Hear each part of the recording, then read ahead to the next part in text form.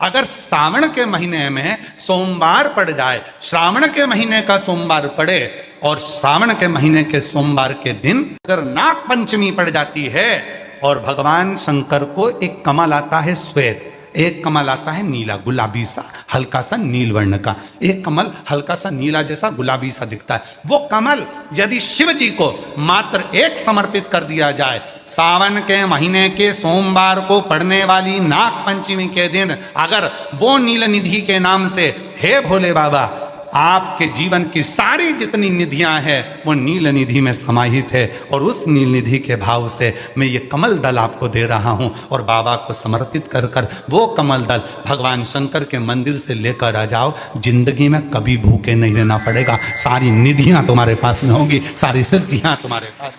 वो नील निधि 33 वर्ष में बाबा जी 33 वर्ष में 6 बार सावन के सोमवार को नाग पंचमी पड़ी। 2026 में सावन के सोमवार को 17 तारीख को बाबा की ये शिवरात्रि फिर पड़ रही है, वापिस नाग पंचमी पड़ रही, वापिस नाग पंचमी पड़। सावन के सोमवार पर पड़ने वाली नाग पंचमी को निधि पंचमी कहा जाता है, नील निधि पंचमी। भले वो नाग पंचमी है पर वो इतनी निधि दे देती है, तो उसके लिए स्वयं देवाधिदेव महादेव की कथा करती है, स्कंद पुराण वर्णन करती है, शिव पुराण वर्णन करती है। सावन के महीने में जब सोमवार पड़े, सोमवार के दिन नाग पंचमी पड़े, नाग पंचमी के दिन जो नील पुष्प भगवान शिव को कमल का समर्पित कर देता है और उसी कमल के पुष्प को नील निधि के रूप में लेकर आ जाता है, उसके पास में कभी जिंदगी में ना अष्ट सिद्धि की कमी होती है ना नौ निधि की कमी होती है। उसका वैभव, जितने संसार के लोग कर्जे में है, भले तुम्हारा बैंक का कर्जा हो, लोन का कर्जा हो, चाहे तुमने दुनिया में कहीं से भी कर्जा ले रखा हो,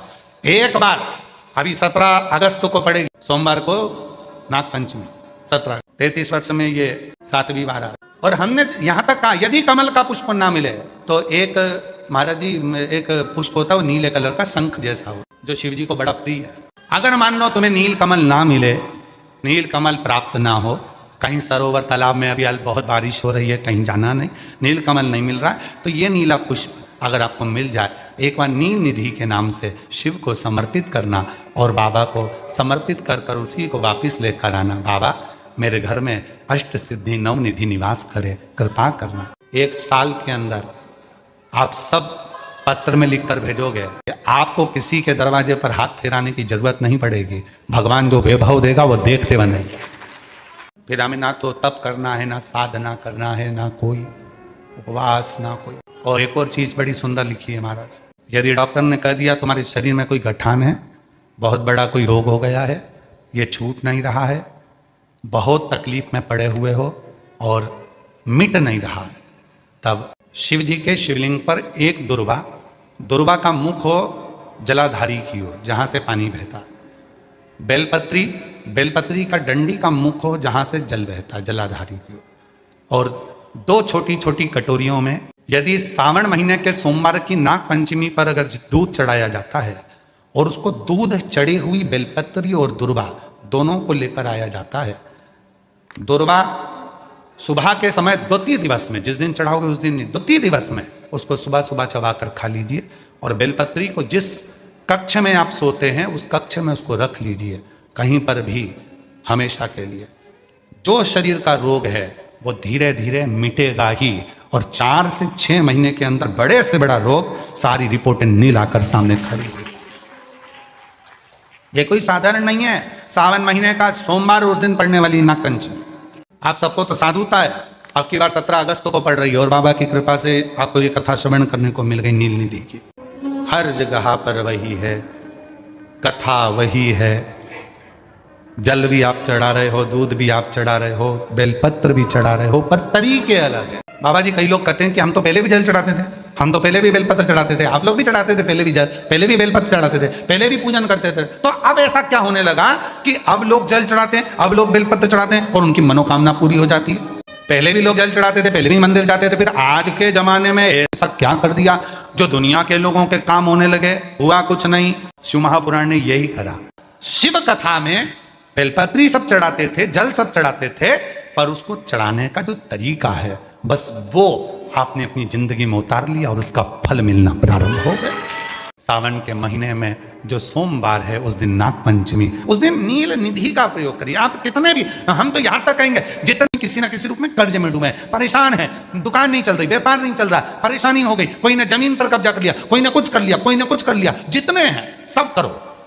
और एक नील पुष्प, नील कमल के भाव से, नीला कमल मिल जाए तो ठीक है, नहीं मिले तो नील पुष्प जो अभी दर्शन कराया। अब आते हैं जिनके बच्चे एजुकेशन कर रहे हैं, पढ़ाई कर रहे हैं, कंपटीशन एग्जाम दे रहे हैं और उन बच्चों का सिलेक्शन नहीं हो रहा, और ये कथा स्वयं विश्वनाथ बांचने के लिए आए।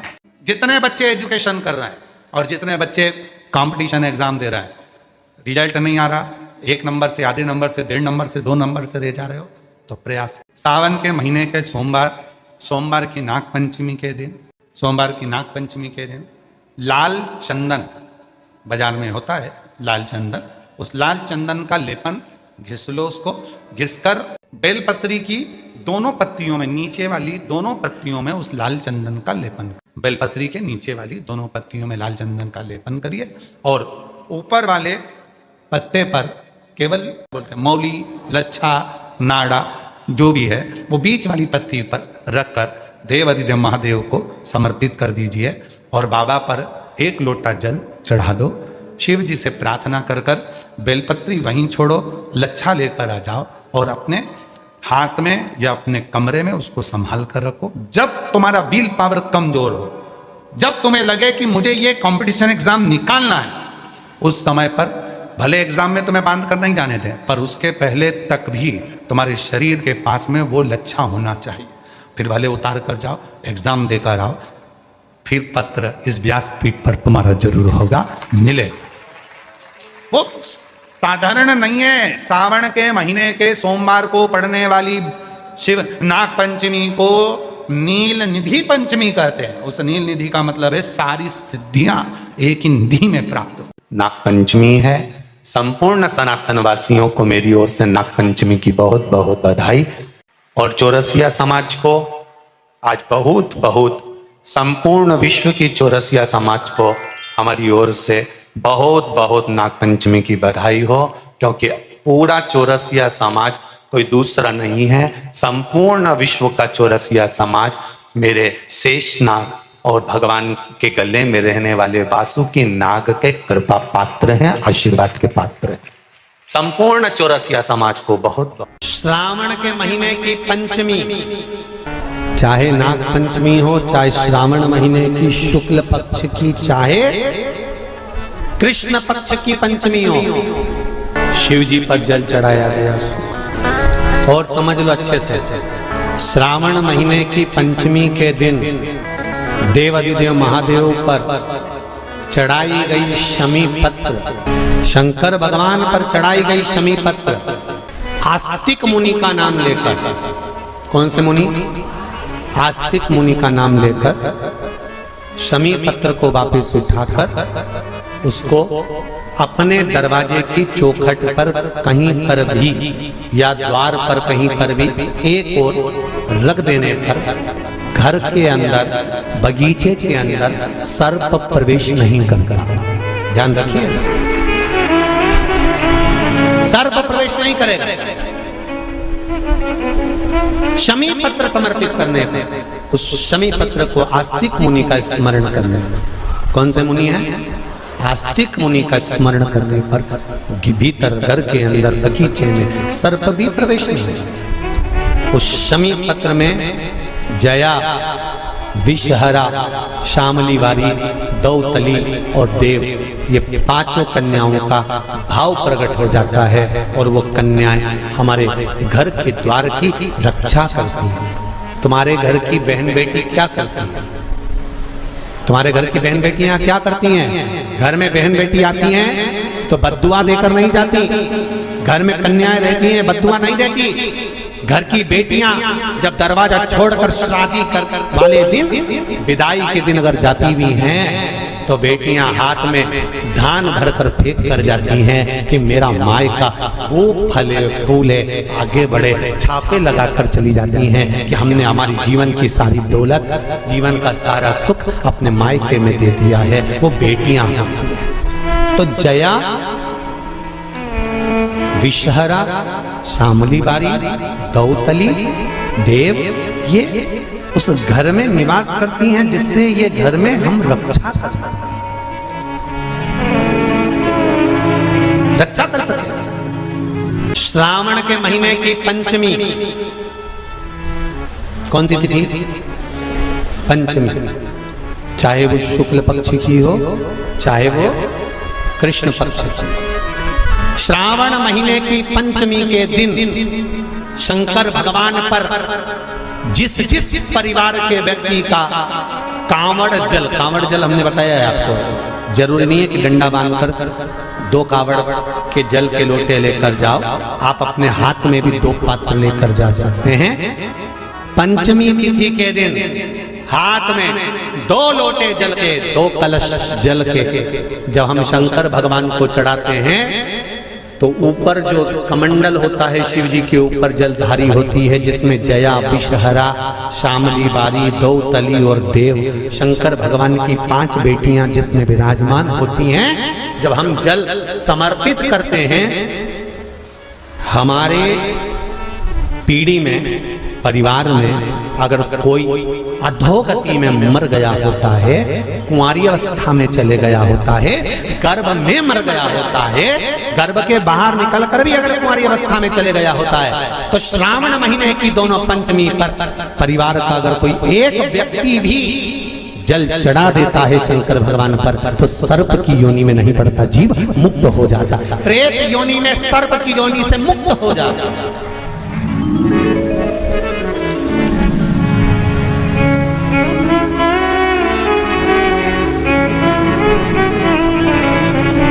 महाराज, हमारे यहाँ सांपों की पूजन कौन से दिन होती है, कौन सी तिथि में करते हैं? जम के बोलो जरा। नाग पंचमी। नाग पंचमी का मतलब क्या है?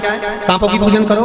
नाग पंचमी का मतलब होता है शंकर जी के मंदिर में जाकर 1 लोटा जल समर्पित कर दो। उसका कारण क्या है कि हमारे परिवार में, हमारे कुटुंब में कोई 7 कुटुंब में, परिवार में कोई 7 पीढ़ी के अंतर्गत भी अगर कोई जीव तड़प रहा होता है, पड़ा हुआ होता है, उसकी मुक्ति नहीं होती है, तो पंचमी का चढ़ा हुआ जल उस जीव को प्राप्त हो जाता है और वो जीव तर जाता है, उसका फिर जन्म नहीं होता, वो तर, इसको मुक्तता का, इसको मोक्ष का।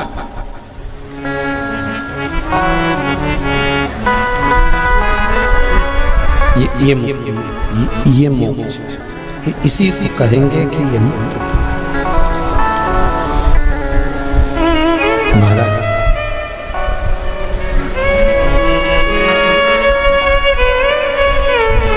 चढ़ाते हो आप लोग पंचमी के दिन, चाहे नाग पंचमी हो, चाहे श्रावण महीने की शुक्ल पक्ष की, चाहे कृष्ण पक्ष की पंचमी हो,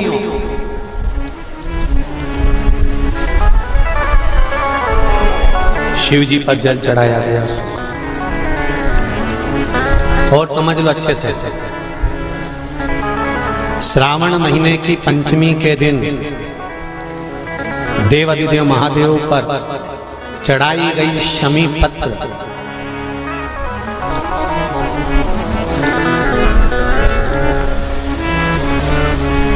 शंकर भगवान पर चढ़ाई गई शमी पत्र आस्तिक मुनि का नाम लेकर, कौन से मुनि? आस्तिक मुनि का नाम लेकर शमी पत्र को वापस उठाकर उसको अपने दरवाजे की चौखट पर कहीं पर भी या द्वार पर कहीं पर भी एक ओर रख देने पर घर के अंदर, बगीचे के अंदर सर्प प्रवेश नहीं करता। ध्यान रखिए, सर्प प्रवेश नहीं करेगा। शमी पत्र समर्पित करने पर, उस शमी पत्र को आस्तिक मुनि का स्मरण करने पर, कौन से मुनि है? आस्तिक मुनि का स्मरण करने पर भीतर घर के अंदर बगीचे में सर्प भी प्रवेश नहीं। उस शमी पत्र में जया, विषहरा, शामली वारी, दौतली और देव, ये पांचों कन्याओं का भाव प्रकट हो जाता है और वो कन्याएं हमारे घर के द्वार की रक्षा करती हैं। तुम्हारे घर की बहन बेटी क्या करती है? तुम्हारे घर की बहन बेटियां क्या करती हैं? घर में बहन बेटी आती हैं तो बद्दुआ देकर नहीं जाती। घर में कन्याएं रहती हैं, बद्दुआ नहीं देती। घर की बेटियां जब दरवाजा छोड़कर शादी कर वाले दिन, विदाई के दिन अगर जाती भी हैं तो बेटियां हाथ में धान भरकर फेंक कर जाती हैं कि मेरा मायका खूब फले फूले आगे बढ़े। छापे लगाकर चली जाती हैं कि हमने हमारी जीवन की सारी दौलत, जीवन का सारा सुख अपने मायके में दे दिया है। वो बेटियां होती हैं। तो जया, विषहरा, शामली बारी, दौतली, देव, ये उस घर में निवास करती हैं जिससे ये घर में हम रक्षा कर सकते, रक्षा कर सकते। श्रावण शिव महापुराण की कथा में, कल की कथा में एक वर्णन आएगा, उसको ध्यान से सुनिए।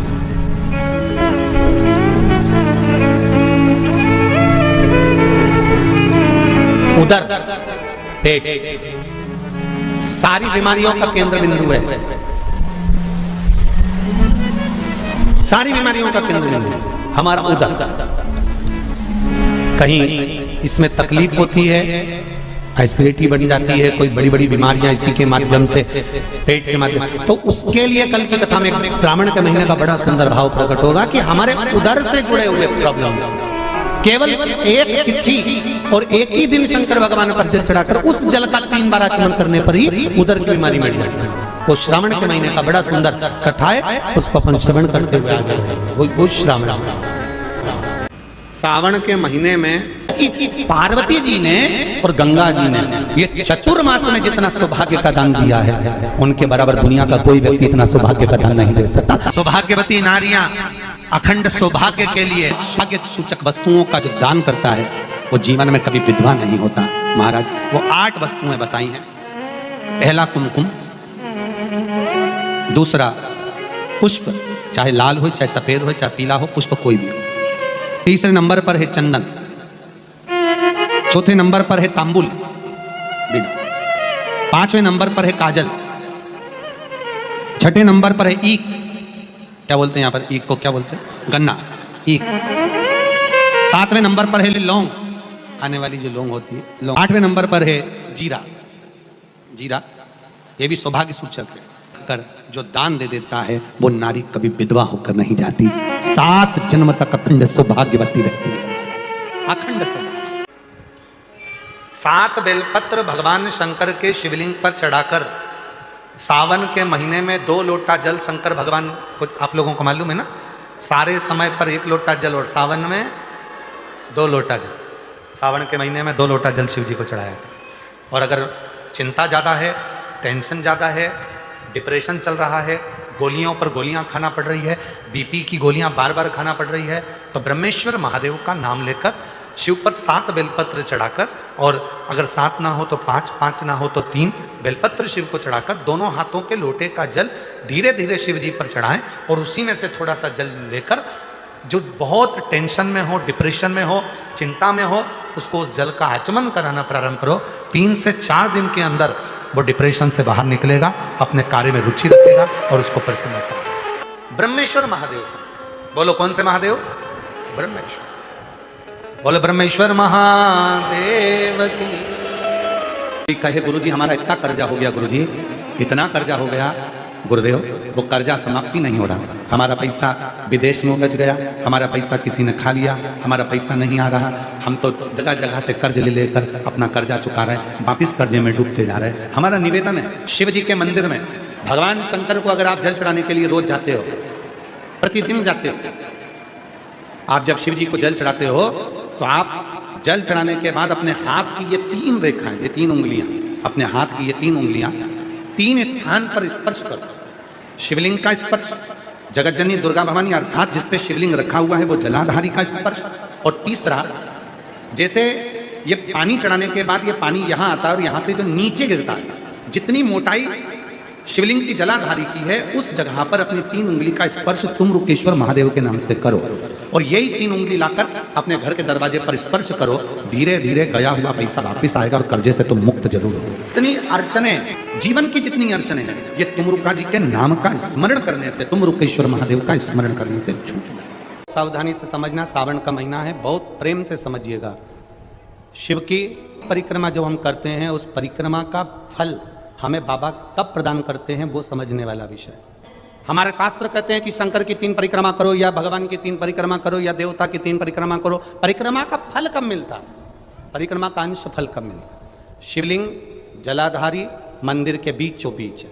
जब मंदिर के बीचों बीच है, नंदी बाहर है, आपने परिक्रमा करना प्रारंभ करा, पूजन करने के बाद यहाँ तक गए, यहाँ से पानी बहता है, जल बहता है, तो हम इसको लांघते नहीं हैं। नहीं लांघते ना, इसको लांघते नहीं है। जब हम परिक्रमा करने के लिए यहाँ तक जब पहुँचते हैं, पहुँचने के बाद यहीं से थोड़ा सा पीछे हटकर हमको शंकर के शिवलिंग के वहीं से खड़े होकर नंदी का दर्शन करना चाहिए। जब हम परिक्रमा कर कर वापिस लौटते हैं, नंदी का, इस शिवलिंग के सम्मुख से जब बाहर बैठे नंदी का हम दर्शन करते हैं और वापिस अपनी जगह पर आकर खड़े होते हैं, तब हमारी परिक्रमा एक पूरी मान ली जाती है और उसका फल हमें प्राप्त होता है। उस परिक्रमा का फल, हमने शंकर भगवान की परिक्रमा करी, किसी ने कहा आदि परिक्रमा करो, हम यहाँ तक गए, यहाँ से लौटकर वापिस आ गए।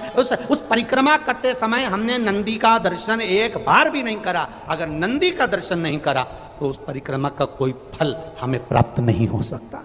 उस परिक्रमा का कोई फल हमें प्राप्त नहीं। अब 3 परिक्रमा हमारा वर्णन किया, तो 3 परिक्रमा क्या करोगे? यहाँ वापिस आओगे, यहाँ वापिस जाओगे क्या? बोलो जम के, वापिस जाओगे क्या? नहीं। 3 परिक्रमा शंकर भगवान की जो वर्णन करी गई, यहाँ से चले, यहाँ पहुँचे, पहुँचने के बाद आपने यहाँ शिव जी का, शिवलिंग के वहीं से नंदी का दर्शन करा, फिर वापिस पलटे, फिर नंदी का दर्शन करा, फिर पलटे, फिर नंदी का दर्शन करा। यहाँ खड़े होकर आप जब 3 बार नंदी का दर्शन कर लेते हो, एक ही परिक्रमा में 3 बार नंदी का दर्शन कर लेते हो, तो 3 परिक्रमा का फल प्राप्त हो जाता है और हमारा वो कार्य सफल हो जाता है। 3 परिक्रमा का फल हमें प्राप्त